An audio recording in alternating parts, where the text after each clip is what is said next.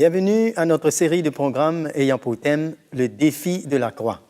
Durant ces dernières semaines, on a vu plusieurs aspects de notre vie chrétienne en relation à notre identification à la croix de Christ. Et aujourd'hui, on va voir un sujet qui est en relation à cette croix, c'est notre foi. Nous avons avec nous le pasteur Mickey Hardy. Bienvenue, Mickey. Merci, Fabien. Mickey, quand on parle de la foi, on a souvent cet enseignement devant nous, bien sûr dans Hébreu, qui nous parle que la foi, c'est une ferme assurance des choses qu'on espère, une démonstration, n'est-ce pas? Et voilà qu'on voit aussi que dans cette foi, il y a un point où, comme si, pour plaire à Dieu, n'est-ce pas, on a besoin de cette foi. Mais quelle est la relation de cette foi par rapport à la croix de Christ? On dit premièrement que la foi, c'est un élément essentiel dans la vie chrétienne. La parole de Dieu nous dit, sans la foi, il est impossible de plaire à Dieu. Donc, c'est clair, on ne peut pas plaire à Dieu sans la foi. Oui.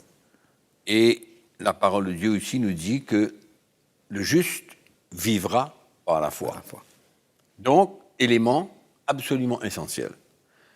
Tout ce que je voudrais désirer, tout ce que je veux être, tout ce que je peux, on dit, recevoir de Dieu pour ma vie, tout a besoin de la foi.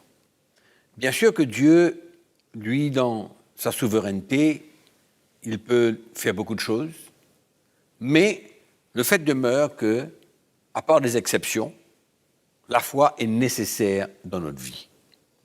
Mais il faut bien comprendre que pourquoi la foi nous est donnée. Oui. Et souvent, la foi, elle est utilisée aujourd'hui pour nos besoins personnels. On utilise la foi pour avoir ce qu'on a besoin. Ce qui est totalement tordu. Parce que Dieu, il ne nous donne pas la foi pour les choses banales de la vie. Oui. Mais par contre, s'il nous équipe de sa foi, c'est pour le royaume de Dieu. Construire le royaume de Dieu. En fait, c'est ce que Jésus dit, cherchez d'abord le royaume de Dieu et sa justice. Oui, et puis, oui. Mais ce qui est intéressant de voir, c'est dans le livre des Hébreux. Oui. Il parle de la foi, comme tu as mentionné tout à l'heure, ferme assurance des choses qu'on espère, démonstration des choses qu'on ne voit pas. Et quand nous lisons ce chapitre 11 en entier, il faut le lire en entier. Il ne faut pas lire les 3 premiers versets, on arrête là, et puis on parle de la foi, démonstration des choses qu'on ne voit pas, etc. C'est un peu comme si je me permets de dire ça, c'est comme si on se prépare pour pouvoir espérer et voir les choses qu'on pourra gagner du Seigneur. Exactement. C'est cette partie-là qu'on voit. Oui. Ça, c'était un petit peu la tromperie. Oui. On a utilisé ce verset dans le contexte de bénéficier des choses de la part de Dieu pour notre propre intérêt. Oui. Et on dit, ça, c'est agréable, ça va plaire au Seigneur, qu'on a la foi pour recevoir. Oui. Mais c'est complètement erroné. Oui. Le chapitre 11, le verset 1, c'est la suite du chapitre 10. Oui. Et le chapitre 10 nous parle de la foi que les Hébreux avaient perdue dans la promesse céleste. Céleste.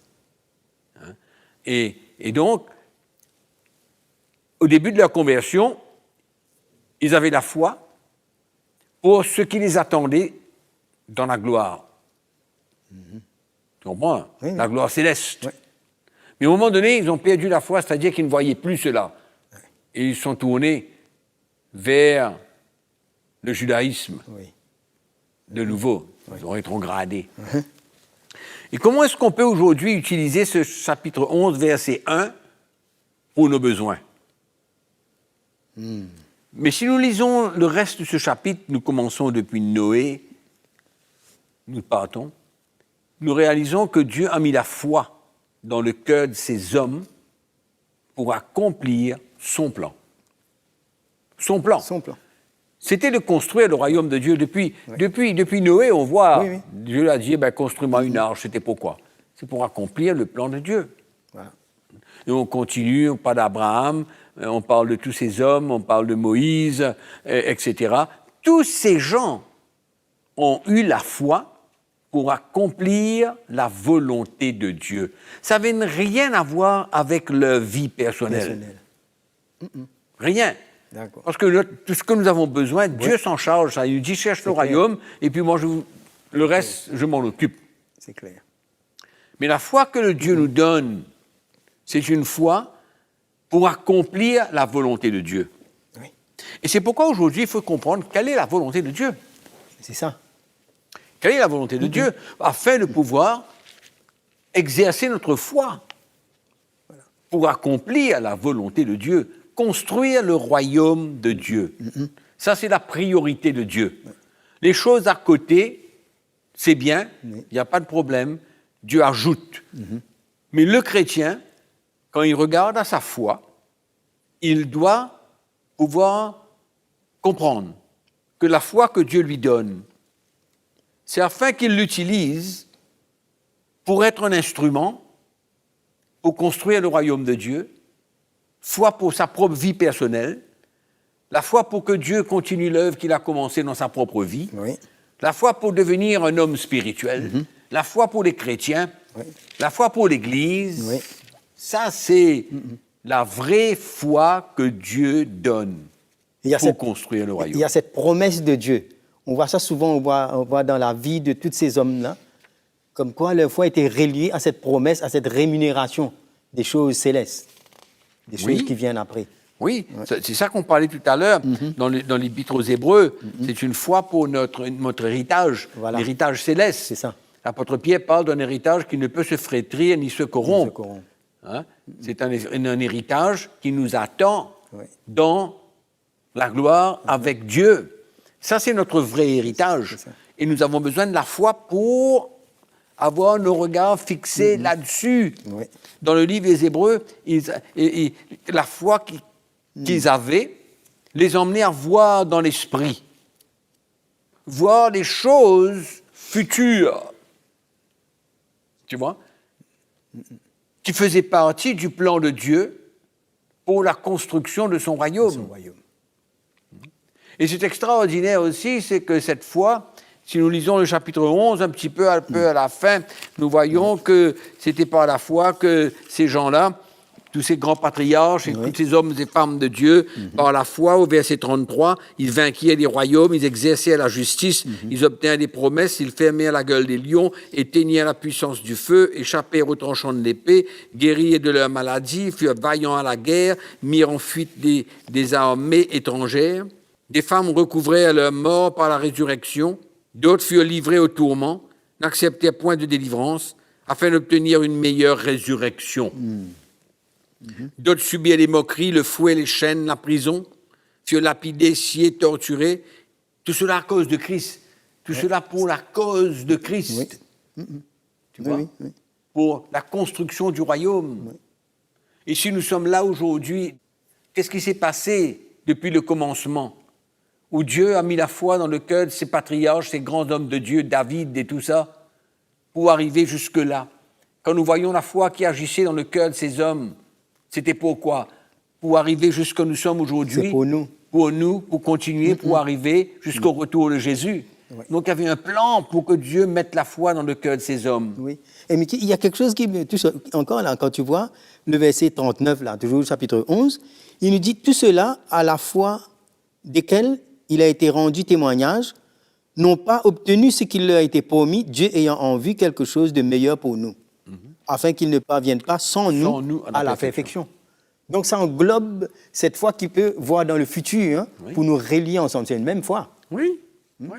Qui Nous sommes en s'identifie. train de parler de quelque chose de spirituel. Voilà.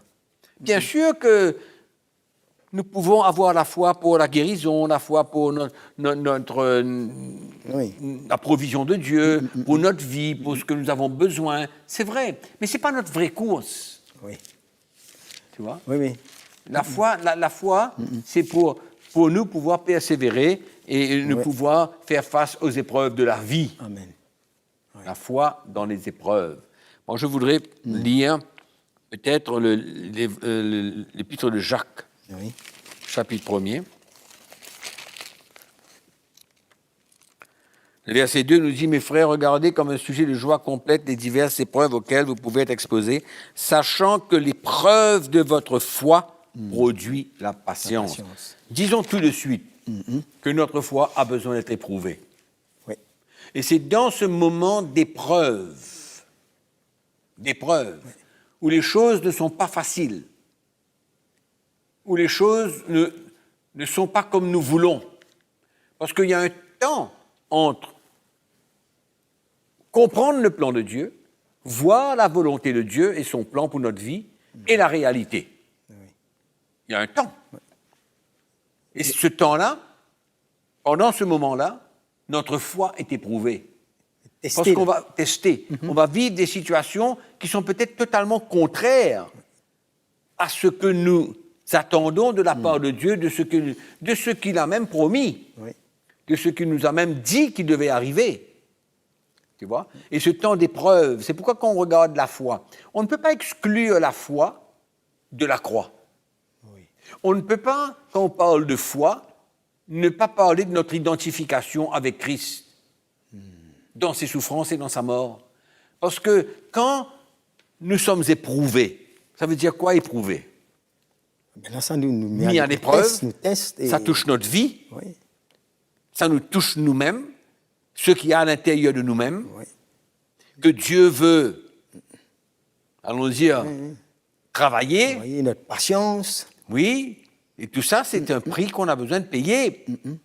Même dans l'Ancien Testament, nous voyons que le peuple de Dieu a été éprouvé. Et nous avons besoin d'être éprouvés pour pouvoir réellement arriver jusqu'à la fin, recevoir ce que Dieu nous a promis. Mais pendant ces moments-là, c'est dur. C'est dur. Il y a une formation en nous. Il y a une formation, il y a une souffrance. Oui, parce que le temps que... Alors moi, je prends les petits exemples banals de la vie de tous les jours. Tu vois? Il y a un moment donné dans notre vie, Audrey et moi, on n'avait rien, on n'avait pas grand-chose. Absolument rien. Et notre foi a été éprouvée. Nous avions 2 enfants à nourrir. Des fins de mois, on n'avait jamais rien. On allait vendre jusqu'à des bouteilles. Vendre des bouteilles pour avoir de l'argent afin de pouvoir acheter du lait pour mes enfants. Mais on était confiants. C'était dur, c'est difficile, c'est une vraie épreuve, c'était une souffrance, c'était une mort à nous-mêmes. Et souvent on se demande, mais où est Dieu?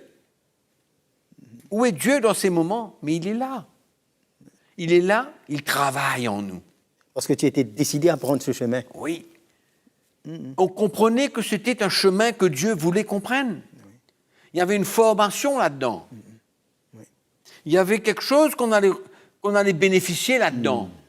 Il y avait une maturité que nous pouvions, allons dire, espérer. Tu vois? Et c'était des moments durs. Et je crois que le chrétien, nous tous, je suis sûr que toi aussi, tu as dû vivre des moments difficiles dans la vie où ta foi a été éprouvée. Mais c'est là qu'on apprend. C'est là qu'on apprend. Parce que si on continue là, on va lire verset 4, verset 3, sachant que l'épreuve de votre foi produit la patience. Mais il faut que la patience accomplisse parfaitement son œuvre, afin que vous soyez parfaits et accomplis sans faillir en rien. Waouh. Donc on peut voir que l'épreuve de notre foi produit la patience. Pourquoi? Pourquoi la patience? Parce qu'il y a un temps. Entre Dieu me dit, tu auras ça, tu feras ça, c'est ça mon plan pour toi. Il y a un temps. Et ça nous développe la capacité de se confier et d'attendre du Seigneur. Exactement. Autrement, il n'y a pas de patience. Si je demande à Dieu, si Dieu me dit, ah ben voilà, là, ça c'est pour toi, il me donne tout de suite. Il n'y a pas besoin de patience, il n'y a pas besoin d'épreuves là-dedans. Mais Dieu sait qu'on a besoin de passer par ces épreuves de notre foi. Dieu sait que notre foi a besoin d'être éprouvée. Et il sait que c'est un moyen pour nous de nous identifier à la croix. Amen. Parce que c'est une mort à nous-mêmes qu'on passe dans ces moments. Et on peut voir ça comme une défaite. Oui, non. Oui. J'ai rien. Je suis un enfant de Dieu. J'ai rien. Alors là, la chair peut prendre toutes sortes de directions. Toutes sortes de directions. Je peux même arriver à ne plus avoir confiance en Dieu dans ces moments. Ah oui. Tu vois? Mais décider de prendre sa croix est une mort. Quand on comprend qu'on est incapable de faire quoi que ce soit, mais on reste dans la foi. Elle est éprouvée. Amen. Tu comprends? Et quand elle est éprouvée, on est dans des situations où les gens nous regardent encore. Il n'a rien. C'est un enfant de Dieu. Il se déclare enfant de Dieu. Il témoigne qu'il est un enfant de Dieu. Il n'a rien. Quel genre de Dieu qu'il sert? Mais Dieu sait qu'est-ce qu'il est en train de faire dans ma vie. Les gens ne comprennent pas. Oui. Mais Dieu sait que l'épreuve de notre foi produit la patience, afin que la patience, la parole de Dieu nous dit, accomplisse parfaitement son œuvre. Oui. Afin que vous soyez parfaits, accomplis sans faillir en rien. Amen. Donc, la foi ne dépend pas de ce qu'on a ou ce qu'on n'a pas. C'est une attitude C'est une attitude. de notre identification à Christ. Exactement. C'est comme ça que Moïse avait même pas regardé comme une proie, comme si tout ce qu'il avait, la richesse de l'Égypte, sa renommée, Exactement. mais il a vu le propre, de Christ comme une plus grande richesse. Exactement. Tous ces hommes-là ont vu quelque chose. Exactement. Ils ont Et la vu foi. quelque chose dans l'esprit. Et la foi nous emmène à nous Abraham a vu séparer. la cité céleste. Oui. Oui. C'est extraordinaire. Oui, oui. Hein? C'est pourquoi il ne regardait pas aux choses naturelles. Oui. Hein? Malgré qu'on passe par des moments où, dans le naturel, on expérimente des choses qui ne sont pas toujours gaies. Oui. Oui. Mais qu'est-ce qu'il faut voir encore? Le résultat, C'est ça. La rémunération. la rémunération, la récompense, Oui. la vie, encore une fois. Afin que vous soyez parfaits, accomplis, sans faillir en rien. En d'autres mots, il y a une maturité qui s'installe en nous. C'est le fruit de cette identification à Christ. C'est pourquoi aujourd'hui, on ne peut pas croire que la foi, c'est simplement demander à Dieu Et puis on reçoit. recevoir. Non. Dans tous les cas, la plupart des cas, allons dire, Oui. notre foi est mise à l'épreuve. Parce que Dieu se sert de toutes choses pour nous permettre de nous identifier avec lui. Avec lui. Oui. Ça, c'est ça. La vie chrétienne tourne autour de cette vérité. Et la foi nous est donnée pour persévérer jusqu'au bout. Pour arriver jusqu'à la fin. Jusqu'à la fin. Ça, c'est, allons dire, la vraie raison de la foi. Premièrement, premier sur la liste, que nous terminions la course. Voilà. Hébreu nous dit cela, dans le chapitre 10 toujours. Oui.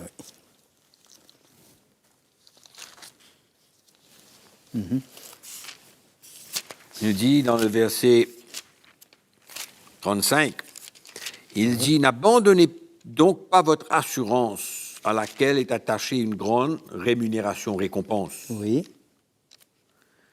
Assurance, c'est quoi là? Ouais. La foi C'est est une foi. ferme assurance, C'est ça la foi, oui. n'est-ce On pas? parle de ça là. Oui. Des choses qu'on espère. Là, ils étaient en train d'espérer dans la rémunération, la gloire céleste. Car vous avez besoin de persévérance afin qu'après avoir accompli la volonté de Dieu, vous obteniez ce qui vous est promis. Voilà. Cette promesse. Ferme assurance des choses qu'on Qu'on espère. espère. C'est une promesse. D'accord. La promesse, elle va s'accomplir. Donc, c'est l'espérance. Donc, c'est la ferme assurance des choses qu'on espère. C'est la même chose, là. Oui. Et on retrouve ça ici, il dit, encore un peu de temps, celui qui doit venir viendra. Voilà. Et il ne tardera pas. Et mon juste vivra par la foi. Mais s'il se retire, mon âme ne prend pas plaisir en lui. S'il se retire. S'il se retire. Donc il n'y a pas de foi là, s'il se retire. S'il se retire, c'est que sa foi, il n'y a plus de foi là. Oui. Oui. Il n'y a plus de foi pour terminer la course là. Il Oui. Nous ne sommes pas de ceux qui se retirent pour se perdre, mais de ceux qui ont la foi pour sauver leur âme. C'est ça le but.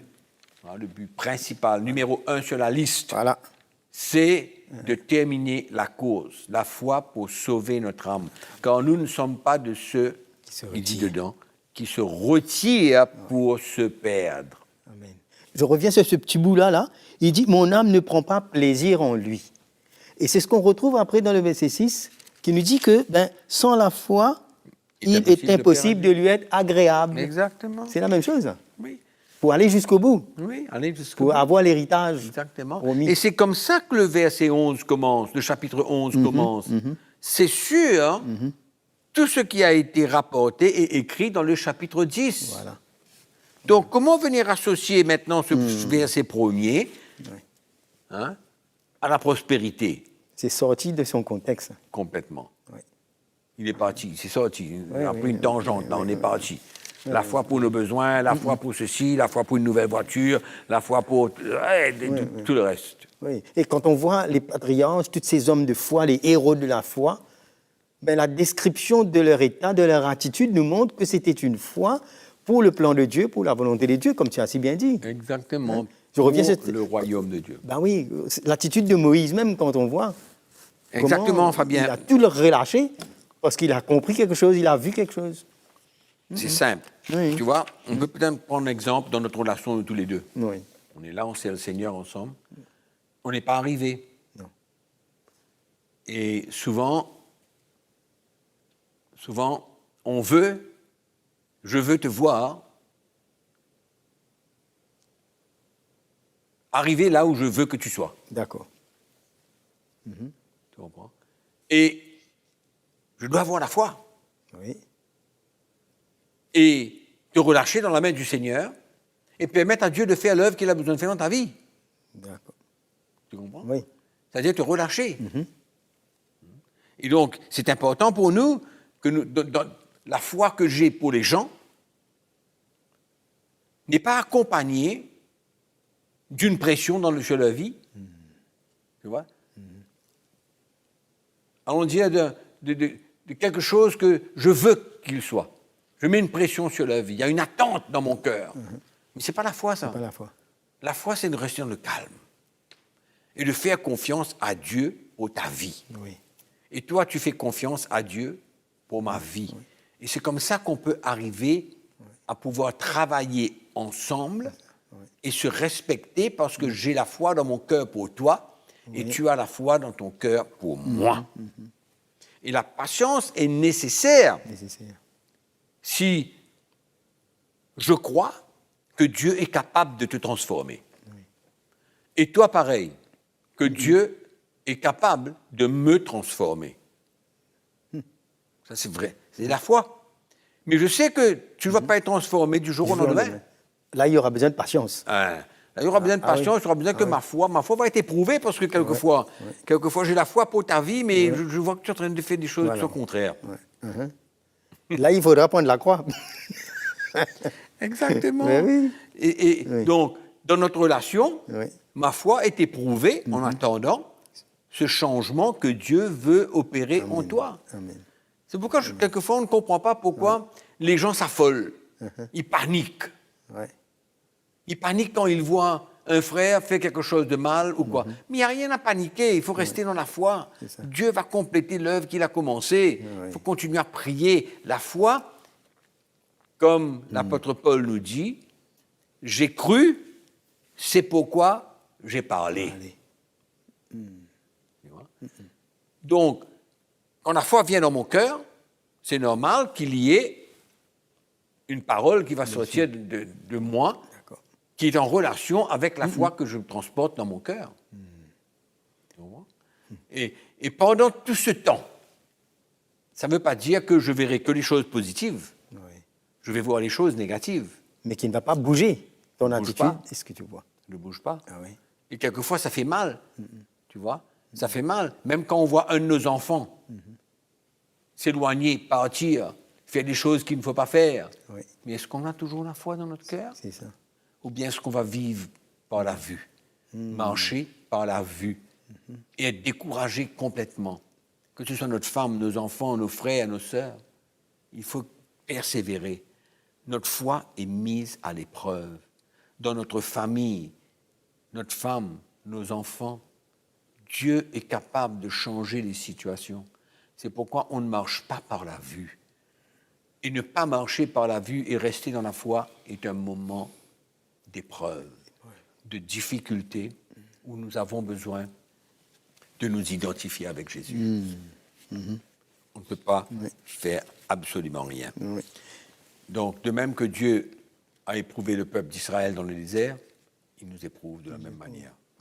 Et cette foi nous accompagne dans notre marche avec le Seigneur, dans notre relation, dans notre service.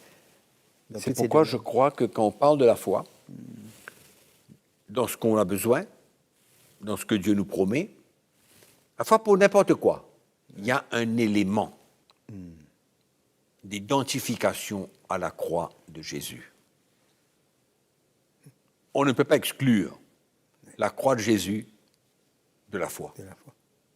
Oui, il arrive quelquefois où les choses se passent tellement vite.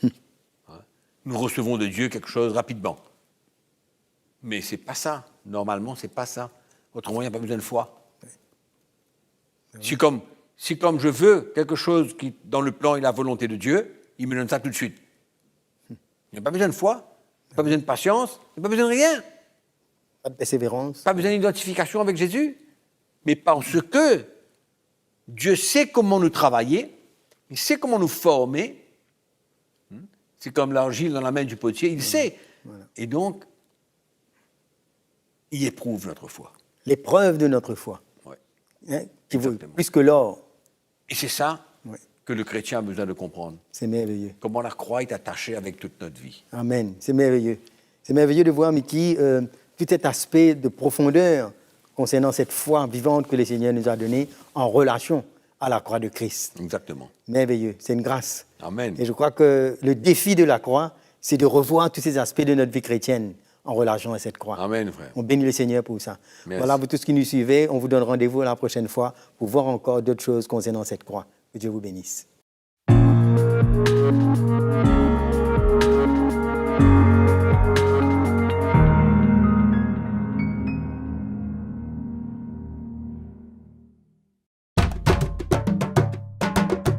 Pour plus d'informations, visitez le www.ctmi.org.